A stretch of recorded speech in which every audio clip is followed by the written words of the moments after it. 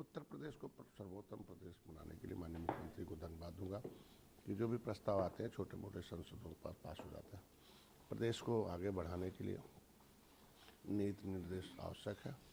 हमको लगता है उसमें हमारे भी प्रस्ताव आ रहे हैं वर्ल्ड फिश सेंटर के, फिशरी डिपार्टमेंट के, हमको लगता है वो भी पास हो जाएंगे।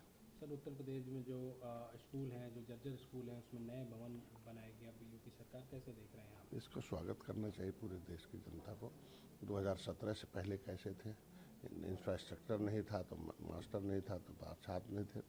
आज हर क्षेत्र में हम विकसित कर रहे हैं। हमको लगता है इसको विपक्ष को का जवाब है कि वो कहते थे स्कूल बंद हो रहा है, लेकिन आज स्कूल खोलने की व्यवस्था हो रही है, मतलब उसको बनाने की व्यवस्था हो रही है। दूसरे हम चाहेंगे कि शिक्षा समान हो और एक तरह का हो, क्योंकि अमीर का बेटा अमेरिका से पढ़ के आए, गरीब का बेटा झोपड़ी में पढ़े, दोनों एक साथ इम्तहान देंगे तो फिर वो गरीब अमीर अमीर होता जाएगा, गरीब गरीब होता जाएगा। शिक्षा के मानने में एक हो और एक बेहतर शिक्षा दी जाता। अच्छा सर, सपा कह रही है कि समाजवादी पार्टी ने लगातार स्कूलों के मुद्दे उठाए, इसलिए जो है सरकार जो है अब जागी है। सरकार अपने हिसाब से काम कर रही है, विपक्ष के पास कोई मुद्दा नहीं है। ACPC पोस्टरबाजी बयानबाजी यही पड़ा हुआ है। सर, इलाहाबाद हाईकोर्ट ने स्कूल में हिजाब पहनने की मांग वाली याचिका को खारिज कर दिया है। कोर्ट ने कहा है कि इस्लाम में हिजाब पहनना आवश्यक धार्मिक प्रथा है। यह साबित नहीं हुआ है। कोर्ट ने यह भी कहा है कि केवल धार्मिक या प्रथा का दावा करने से धार्मिक स्वतंत्रता के अधिकार पर तहत हम इसकी इजाज़त नहीं दे सकते हैं। कोर्ट के उस आदेश का सबको स्वागत करना चाहिए। आधी आबादी महिलाओं की मातृशक्ति है और सबको समानता का अधिकार है और सभी लोगों को एक स्वतंत्रता सम्मान पाने का अधिकार है। महिलाओं को लंबे समय तक ऐसे अधिकारों से वंचित रखा गया था और संविधान सबको समान करने का अधिकार देता। हमको लगता है कि सभी लोगों को इसका स्वागत करना चाहिए। सर, UGC को लेकर देखा जा रहा है कि कई राज्यों में विरोध हो रहा है। उत्तर प्रदेश में भी बताया जा रहा है कि UGC लागू हो सकता है, उसको लेकर UGC लागू होना चाहिए। ये तो SC/ST OBC के बच्चों के लिए, लेकिन और सामान्य बच्चों के लिए भी, उनके बच्चों का भी भविष्य किसी भी प्रकार का फर्जी केस न लगा दे, उसका भी प्रोटेक्शन एक्ट बनने चाहिए।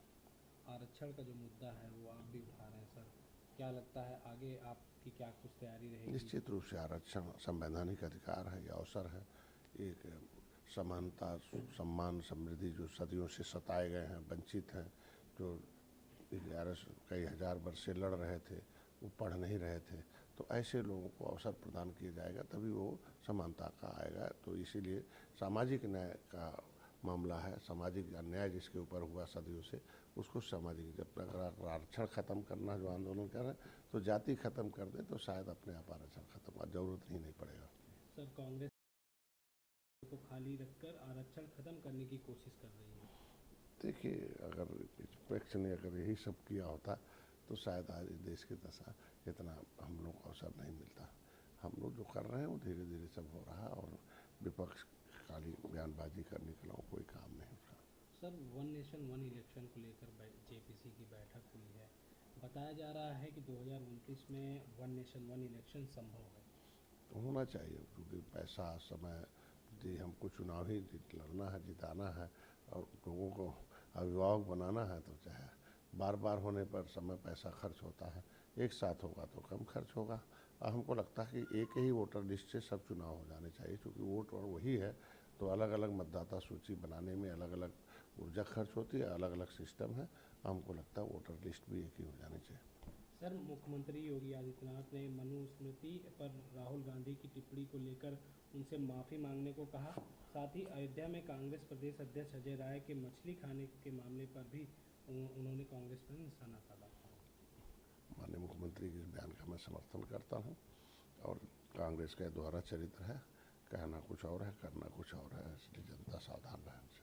सर, पश्चिम बंगाल में सर CA के तहत बंगाल में 23,000 लोगों को नागरिकता मिली है। सर, कैसे देख रहे हैं? निश्चित रूप से हमारी सरकार की प्राथमिकता रही है कि जो देश के राष्ट्रभक्त हैं, जिन्होंने देश के आज़ादी में इधर आए और बिना नागरिकता जी रहे थे, पिछली सरकार उनको हवा में फौजी बनाती थी, कम से हमारी सरकार ने उनको नागरिकता के रूप में स्वीकार किया, इसलिए